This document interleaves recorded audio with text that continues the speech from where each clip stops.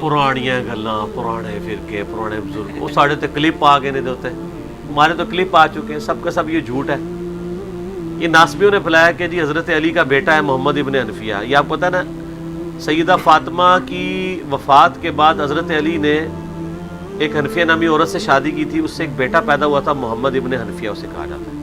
हज़रत अली का बेटा है, जंगे सिफ़ीन में साथ थे, इनकी टांगें, एक टांग भी उसमें शहीद हो गई थी जंगे सिफ़ीन में।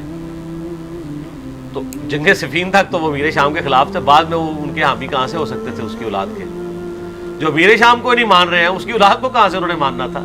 कहानी है, पहली बात है, ये हदीस की किताब में नहीं है, ये अल बदाया वन नहाया जिसे तारीख इब्न कसीर कहते हैं, उसमें है। और ये रवायत पूरी ये बयान नहीं करते, पूरी रवायत इस तरीके से है कि मोहम्मद इब्न हनफिया यजीद को मिलने के लिए जाते हैं, जब वापस आते हैं तो लोग आगे पूछते हैं आपने यजीद को कैसा पाया, तो कहा, उन्होंने कहा जी मैं तो उसको सुन्नत की तलाश करने वाला और सोमो सलात का बड़ा पाबंद पाया है।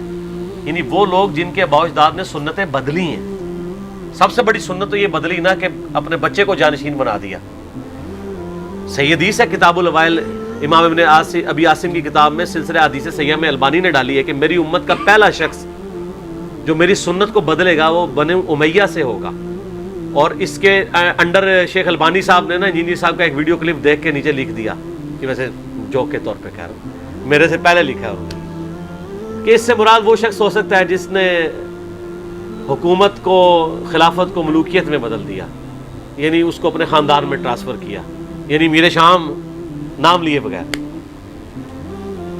तो वो मोहम्मद इब्न हनफिया जो है वो उनको धोखा दिया गया, क्योंकि उसी रवायत में आगे आता है कि अब्दुल्ला इब्न मुती सहाबी, ये वो सहाबी हैं जिनको नबी इस्लाम ने खुद घुट्टी दी हुई है, कम उम्र सहाबा में से।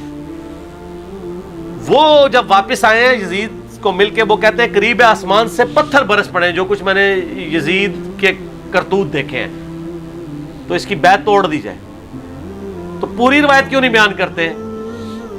मोहम्मद इब्न हनफिया ताबी है और अब्दुल्ला इब्न मुती सहाबी है। सहाबी कह रहा है वो शराबी है, उसमें अल्फाज है शराबी के, कि यजीद शराबी है और वो ऐसे करतूत करता है। तो अब्दुल्ला इब्न मुती की बात क्यों नहीं कोट करते, आधी रवायत क्यों कोट करते हैं? उलमा यहूद का किरदार, अफतुमिनूना बिबादिल किताब व तकफुरूना बिबाद। तो शेख जुबैर साहब ने ना मरने से कुछ अरसा पहले अल हदीस रिसाले में एक मजमून लिखा, क्या यजीद शराबी था?